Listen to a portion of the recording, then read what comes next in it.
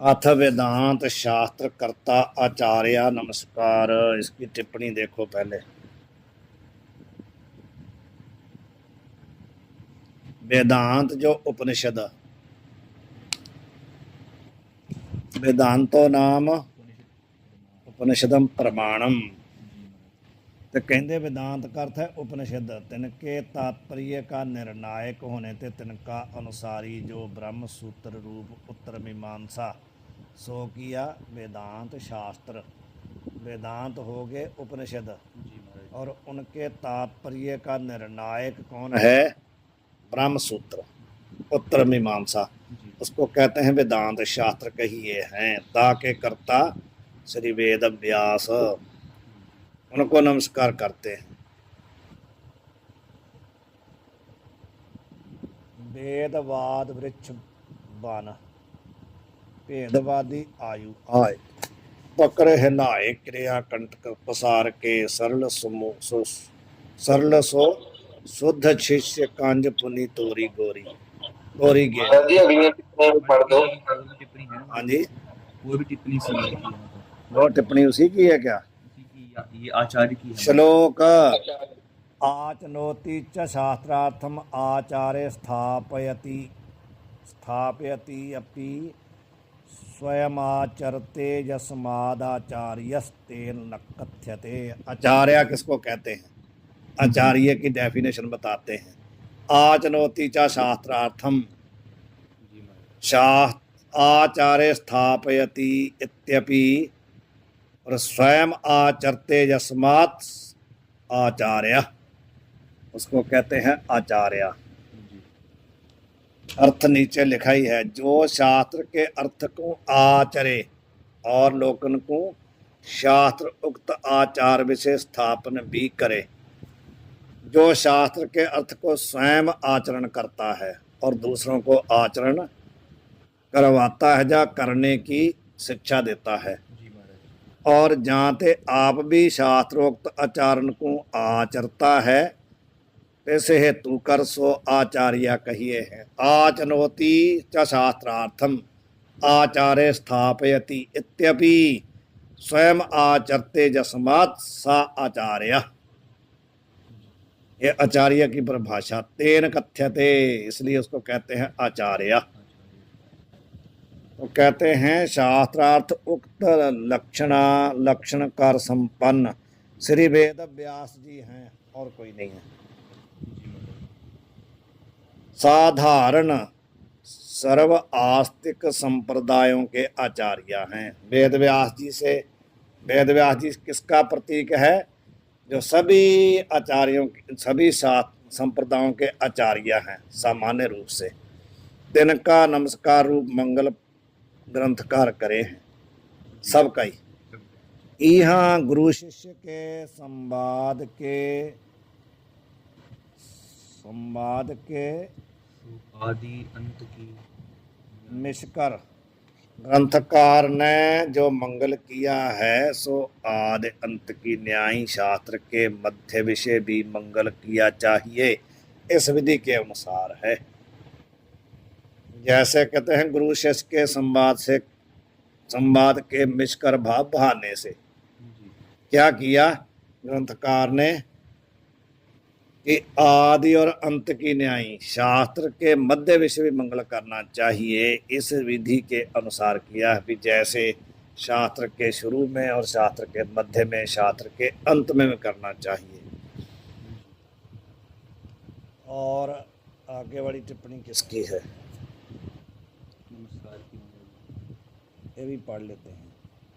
मन करी किंबा वाणी करी शरीर करी। मन करके, वाणी करके, शरीर करके अपनी निष्कृष्टता पूर्वक इष्ट की उत्कृष्टता के क्रम तय चिंतन कथन और करने का नाम नमस्कार है। मन करके, वाणी करके, शरीर करके अपनी निष्कृष्टता और इष्ट की उत्कृष्टता, अपने आप को नीचा मानना और इष्ट को ऊंचा मान के जो क्रम ते चिंतन अथवा कथन करना, उसका नाम क्या है? नमस्कार। यह नीति भांति का नमस्कार क्रम ते उत्तम मध्यम कनिष्ठ रूप है। 3 प्रकार का है। इस ऐसे मन का नमस्कार बीज है, जो वाणी का सो अंकुर है, और शरीर का तो वृक्ष है। जी ये 3 प्रकार का नमस्कार हो गया। वाणी जो मन का है वो बीज है, जो वाणी का है वो अंकुर है, और शरीर का जो वृक्ष है। तिस्तै गुरु आदिक की प्रसन्नता रूप फल ही होवे। उससे क्या होगा फिर? प्रसन्नता। गुरु आदि के जितने बड़े लोग हैं जी उनकी प्रसन्नता रूप फल मिलेगा। जी ये बता दिया उन्होंने, नमस्कार का और आचार्य का लक्षण बता दिया। वेदवाद वृक्ष वान। वेदवाद क्या है?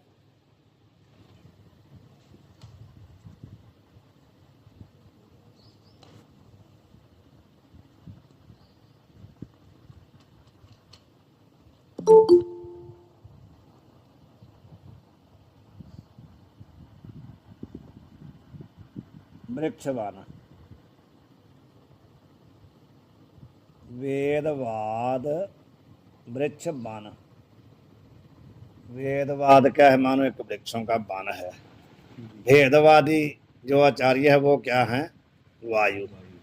जैसे मानो एक बाहर का एक वन है वृक्षों का, जी उसमें फूल भी लगे हैं, फल भी लगे हैं। जी जब वायु आती है तो क्या करती है? उनको हिला करके तहस नहस कर देती है, जी महाराज। क्योंकि उसके अंदर कांटों वाले वृक्ष भी होते हैं, और दूसरे भी, जैसे केला है और पास में बेरी है। जी तो जब आंधी आएगी, हवा आएगी, तो क्या होगा? जो बेरी के कांटे हैं वो केले को छिन्न भिन्न कर देंगे। जी जब फूल है और पास में कांटे हैं, तो फूल जो है कांटों के कांटे फूल में खुभ जाएंगे, छिन्न भिन्न होकर के फूल गिर जाएगा। जी तो कह रहे हैं इसी प्रकार वेदवाद वृक्षवाना, भेदवादी वायु आए। भेदवादी आचार्य रूप वायु आकर के क्या कर दिए? पकड़ हिलाए। जैसे वायु हिलाती है ऐसे ही उनके ऊपर शंका समाधान करके उसके जो वेदवाद रूपी वृक्ष है उसको हिला देते हैं, जी उनका अर्थ खंडित कर देते हैं। क्या करते हैं? जैसे कंटक पसार के, कंटक फैला करके, जैसे वायु जो है वन के फूलों को छिन्न भिन्न करती, ऐसे ही ये जो क्रिया करते हैं ना भेदवाद रूपी जो आचार्य हैं, उसके द्वारा जो वेदवाद रूपी वृक्ष है उसमें जो सुंदर सुंदर जो मतलब सिद्धांत रूपी फूल हैं उनको छिन्न भिन्न करते हैं। सरल सुशुद्ध छिछे कांज पुनि तोरी गेरी। तो जब कोई श्रद्धालु जो होता है ना, शुद्ध मन वाला, जब वो देखता है कि हवा ने वृक्ष के जहाँ फूल जो हैं वो गिर दिए हैं तोड़ के, तो फिर वो उठा लेता है उनको, उनको उठा लेता है वो। तो क्या करता है? कुंज पुनी तोरी गेरी। तो उनको तोड़ करके ले जा करके तो कुंज में, कांज में, कांज, कांज मतलब कमल, जो कमल है ना उसको तोड़ के ना वहां से तो किसी अच्छी जगह ले जाता है। तो यहाँ वायु दोबारा आएगी फिर परेशान करेगी, इसलिए कहते कांज पुनी तोरी गेरी। उसको तोड़ करके गेर देता कहीं अच्छी जगह जा करके। सूलन में फेरता फिरता फेर फार के। जो सूल हैं, कांटे हैं, उसमें जब फिरते हैं ना, फिर फिर के तो उसको फाड़ देते हैं। पेखी सुपथिक भाग, भगवान जानी अनुचित। तो कहते हैं भी पेखी सो पथिक, पथिक भाव। इधर तो कहते हैं भी जो पथिक होता है, राही होता है, वह फूल को तोड़ के ले जाता है। उधर क्या है? जब भेदवादी आचार्य रूप वायु जो आकर के खंडित फंडित करती है ना वेदवादी वृक्षण को, तो जो शुद्ध मन वाला शिष्य होता है वो कहते हैं कि जैसे एक राही वहां से ले जाता फूल उठा के अच्छी जगह रखता, ऐसे ही फिर वो उसमें से जो भेदवाद रूपी कांटे हैं उनसे बचा लेता है उनको, उसको वहां से निकाल लेता है, सिद्धांत निकाल लेता है और अपने हृदय में धारण कर लेता है।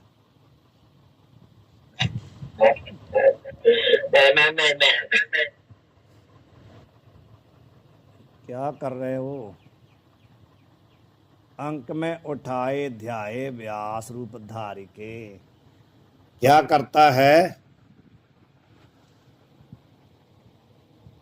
अंक में उठाए, जैसे वो फूलों को अपने अंक में उठा के ले जाता ना गोदी में, उसी प्रकार ध्याय व्यास रूप धार के, जो शुद्ध सरल शिष्य है ना, वो व्यास रूप धार के जैसे वो राही ले जाता थे, इसी प्रकार व्यास जी महाराज रूप धारण करके ना, व्यास वाला, तो भेदवादियों के बीच में से श्रुतियों को उठा के उनके अर्थ को फिर ब्रह्म सूत्र बना करके, तो उनका सब शंका धाम जो है उसको शंका को समाधान कर देते हैं। सूत्र को बनाए जाल, सूत्रों का समूह बना करके वन को विभाग की न। जैसे उसने वहाँ से यात्री जो आया, उसने क्या किया, जो वन के अंदर फूलों के वृक्ष थे उनको वहाँ से उखाड़ा और किसी बगीचे में जाकर के लगा दिया कि ये बार फिर इसमें कांटों के साथ इनका टक्कर होगी, इसलिए उठा लेता है। उसी प्रकार व्यास जी ने क्या किया, सूत्र को बनाए जाल, सूत्रों का जाल बना करके वन को विभाग की ना, तो विभाग कर दिया। कर्त परिणाम ताहि निश्चल पुकार के। ऐसे व्यास जी महाराज जिन्होंने भेदवादी रूप बाजू से जो वेदवाद रूपी वृक्ष है ना, उनको उठाया और अलग जाकर के विभाग कर दिया, भेदवादियों को अलग कर दिया, भेदवादियों की श्रुतियों को अलग, उनके अर्थ को, उनके जितने उन्होंने भेदवाद फैलाए थे उनको अलग करके सूत्र बना के यानी निष्कर्ष जो बता दिया। ऐसे व्यास जी को कहते हम नमस्कार करते हैं। जैसे वायु वन में बैठ के वृक्षन को हिलाए के, तनह के कंटक पसार के, सुंदर कमलन के पुष्पन को स्वस्थान से तोड़ के, कंटकन विषय भ्रमावे है तना भ्रमते पुष्पन को देख के। उनको हिला करके वहाँ से तोड़ के, तो जहाँ कांटे हैं वहाँ घुमाती रहती है वायु, तो वहाँ से कहते हैं उनको देख करके पथिक के चित्त में ऐसी आवे है राही यात्री, उसमें चित्त में क्या आता है, जो ये सुंदर कमल या स्थान योग्य नहीं, ऐसा सोचता है भी ये फूल यहाँ नहीं होने चाहिए, किंतु उत्तम स्थान योग्य है, इनका स्थान कोई उत्तम चाहिए। यह विचार के जना पुष्पन को उठाए लेवे है और फिर विचार करे, जो आगे भी पवन कंटन विछे पुष्पन को तोड़ के भ्रमण करावेगा, या ते ऐसा उपाय करूं फिर वायु कंटकन मैं पुष्पन को भरवावे नहीं। ऐसा सोचता है भी यदि मैं अच्छी जगह नहीं लगाया तो फिर ऐसा ही होगा, दोबारा वायु फिर ऐसा ही करेगी, इनको ऐसी जगह लगाऊं जहां वायु इनको परेशान ना कर सके। यह विचार के सूत्र के जाल से कंटक युक्त वृक्षण का विभाग करी देवे है। क्या करता है वो, ऐसा विचार के क्या करता है कि सूत्र धागा लेकर के, या रस्सी लेकर के ना, तो जो कांटों वाले वृक्ष होते हैं उनको बांध देता है, ये इनके साथ टकराएंगे नहीं तो ये दोबारा नहीं टूटेंगे। वो लेके रस्सी या सूत्र लेकर के कांटों वाले वृक्षों को बांध देता है, या जाल से पुष्पन का कंटन में प्रवेश होवे नहीं, होता नहीं, फूलों को ला कर देता। तैसे भेदवादी आचार्य रूप जो वायु है, सो वेद रूपी वन में वाद कहिए अर्थवाद रूप जो कंटक सहित वृक्ष हैं। वेदवाद में क्या है, अर्थवाद रूप जो कंटक सहित वृक्ष हैं, तिन्हें सकाम कर्म रूप कंटक प्रवर्त करके, सरल कहिए कपट रहित और शुद्ध कहिए अति शुद्ध राग आदि दोष रहित जो शिष्य रूप कमल पुष्प, तिन्हों को समाधि रूप जो स्वस्थान तासों तोड़ के, सकाम कर्म रूप कंटन विषय भ्रमावते देख के, पथिक समान व्यापक विष्णु ने विचार किया। समझा गई सबके नहीं जो पढ़ा है। भाई वेद रूपी जो वन है उसमें वाद क्या है, अर्थवाद। तो अर्थवाद, तो अर्थवाद सहित कहते हैं, अर्थवाद रूप जो माने जो अर्थवाद। कंटक सहित वृक्ष हैं। जी महाराज। तिन्हें सकाम कर्म रूप कंटक, उनको क्या होता है जो सकाम रूप कंटक है ना, जी। वो क्या करते हैं उसमें प्रवेश करके सरल कहिए कपट रहित जो शुद्ध मन वाला जो राग आदि दोष रहित जो शिष्य है ना, वो क्या है कमल मानो कमलों का पुष्प है। जी महाराज जी। अरे क्या करते हो भाई, कंट्रोल रखो अपने ऊपर। तो कहते हैं भी ऐसा जो कमल जो शिष्य रूप कमल है ना, उसको समाधि रूप जो स्वस्थान है, जी। तांसों तोड़ के जो सकाम कर्म करता है वो सकाम कर्म क्या है, वो उसमें विघ्न डालते हैं, उस शिष्य के हृदय में विघ्न डालते हैं, तो वहां से उसको हटा लेता है। जी महाराज। जो समाधि रूप स्वस्थान है ना, तांसों तोड़ के सकाम कर्म रूप कंटकन विषय परमावते देख के ऐसा देखता है कि वो अपने स्वस्थान जो शमदम आदि खट संपत्ति आदि जो चार साधन है वहां से उसको तोड़ देते हैं शिष्य को। जी। कौन सकाम कर्म रूपी कंटक, हाँ। ऐसा जब देखता है तो पथक समान व्यापक विष्णु ने विचार किया भी इन शिष्यों को कैसे सकाम कर्म रूपी कंटकों से बचाया जाए। जी महाराज। ये जो वेद का अर्थ है उसको समाधि के सहित होकर के कैसे निर्धारण करें, जी महाराज। ऐसा विचार के तो क्या किया, जो यह सुंदर कमल रूप शुद्ध पुरुष या स्थान योग नहीं है, यहाँ बैठे ये काम कर्म कर रहे हैं, यहाँ नहीं इनको होना चाहिए, जी महाराज। किंतु मेरे स्वरूप को प्राप्त होने योग्य है।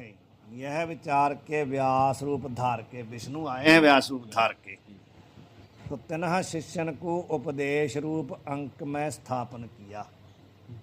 उपदेश रूपी ही उनका क्या है गोदी है, उसमें उठा लिया उनको, ऐसे लोगों को जैसे पुरुष के अंक में स्थित पुष्प को बात उड़ावने में समर्थ नहीं। जब पुरुष ने देखा कि इसको बार बार हवा उड़ाती तो उसने तोड़ करके अपनी गोदी में रख लिया पुष्प को, तो वहां पर हवा नहीं लगेगी ना। उसे प्रकार ही कह रहे हैं कि तैसे ब्रह्मनिष्ठ आचार्य के उपदेश में स्थित पुरुषन को भेदवादी बहकावे में समर्थ नहीं, उसको नहीं बहका सकते। जाते उपदेश ही अंक के ये गोद है। जी। फिर ही व्यास भगवान ने विचार किया जो भेदवादी और पुरुषन को आगे भी सकाम कर्म रूप कंटकन में परमावेंगे, ऐसा सोचा। यहाँ ते ऐसा उपाय होवे यहाँ ते आगे शिष्य भ्रमे नहीं। यह विचार के सूत्र रूपी जाल से वेद के वाक्य रूप वृक्षण का विभाग कर दिया। क्योंकि एक तरफ कर्म कांड है, उपासना कांड है, एक तरफ ज्ञान कांड है, तो व्यास जी ने क्या किया, जो ज्ञान कांड था उसको वहां से उठा लिया। जैसे वन में दो प्रकार के वृक्ष हो गए, सकंटक और कंटक रहित, तिन्ह का जाल से विभाग करी देवे और जाल ते पुष्पन का कंटक सहित वृक्षण में प्रवेश होवे नहीं। जब जाल ऊपर लगा दिया तो कांटे उसमें घुसेंगे नहीं। तैसे वेद में दो प्रकार के वाक्य हैं, एक तो कर्म की स्तुति करके कर्म विषय बहिर्मुख पुरुष की प्रवृत्ति करावे हैं, दूसरे कर्म के फल को अनित्य बोधन करके पुरुष की निवृत्ति करावे हैं।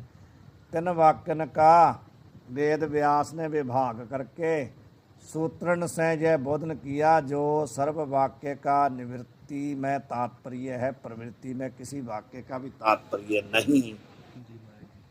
जो प्रवृत्ति बोधक वाक्य हैं तिनका भी स्वाभाविक और निषिद्ध जो प्रवृत्ति है ता से निवृत्ति करके विहित प्रवृत्ति से अंतःकरण शुद्ध होए के ता से भी निवृत्ति होए के ज्ञान निष्ठ पुरुष होवे, इस रीति से निवृत्ति में ही तात्पर्य है। अर्थवाद वाक्यन में जो कर्म का फल बोधन किया है सो गुड़ जिह्वा न्याय करके किया है, गुड़ जिह्वा न्याय। टिप्पणी भी है नीचे महाराज। कितना नंबर है? गुड़ जिह्वा न्याय क्या है? किसी बालक को अपनी माता, जो सुनाते रहते हैं संत लोग, जी महाराज जी। जिह्वा में गुड़ की अंगुली लगाए के कटु औषध में मधुर रस की बुद्धि उपजाए के कटु औषध पिलाए देवे। जी दवाई तो कौड़ी पिलानी है, जी। पर माता ने क्या किया भी अपनी अंगुली में पहले गुड़ लगाया, थोड़ा सा गुड़ लगाया और कटु औषध में मधुर रस की बुद्धि उपजाए के उसको कहा कि मैं तेरे को गुड़ खिला रही हूँ। उसको तो यही दिखाया मैं तेरे को गुड़ खिलाना है, और गुड़ के बहाने उसको क्या कौड़ी जो औषधि है वो भी साथ में पिला दी। उसको बुद्धि ये उत्पन्न हो गई कि माता मेरे को गुड़ खिला रही है, जी लेकिन साथ ही में उसमें दवाई पिला दी। जी महाराज तो कहते हैं भी इसको कहते हैं गुड़ जिह्वा न्याय। जी। ताकि न्यायी श्रुति रूप जो माता है सो पामर जीव रूप बालक को अपने ये कर्म फल के तावक वंचन रूप अर्थवाद वाक्य है, तिसका गुड़ की अंगुली चटाए के कर्म के स्वर्ग आदि की प्राप्ति रूप फल का बोधन करके तिस कर्म विषय प्रवृत्ति करावे है।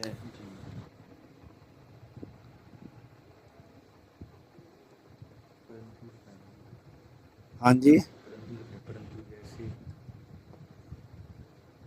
परंतु जैसे तिस माता का बालक की रोग निवृत्ति में तात्पर्य है गुड़ की अंगुली के स्वाद में नहीं, तैसे श्रुति रूप माता का पाप की निवृत्ति द्वारा चित्त की शुद्धि में तात्पर्य है, स्वर्ग आदि के फल में नहीं। जी महाराज जी।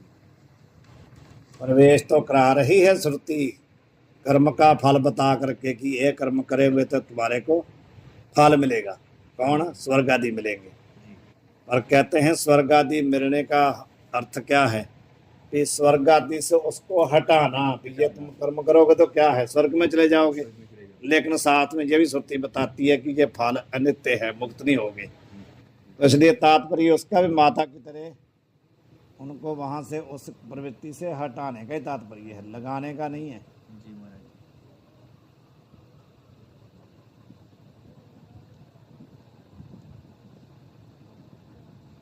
और कहाँ चले गए थे?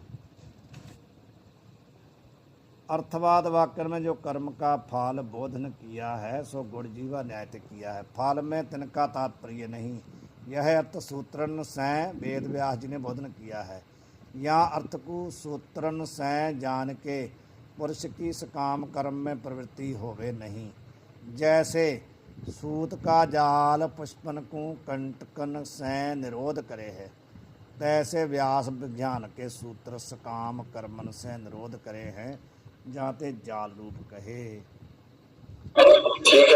वाहिगुरु जी का खालसा, वाहिगुरु जी की फतेह।